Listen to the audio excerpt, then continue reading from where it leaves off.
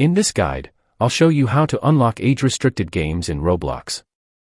For example, if you try to open a game like Please Donate, you may see that it's locked due to age restrictions, with an option to unlock it. When you tap Unlock, Roblox may prompt you to ask for parental permission if your account is set under a certain age. If you're eligible to access restricted content, you can adjust your settings instead. Start by tapping the 3 lines in the top left corner and go to Settings. From there, select Account Info and complete the age verification process if you haven't already. Once your age is verified, head over to Privacy and then Content Restriction Settings. At the top, you'll find the Content Maturity option. Here, you can adjust the slider from minimal to mild, moderate, or restricted. To access all games, move it to the highest level.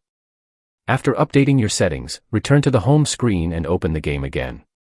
You should now see the play button available, allowing you to launch and enjoy the experience. If you found this guide helpful, don't forget to like the video and subscribe for more tutorials.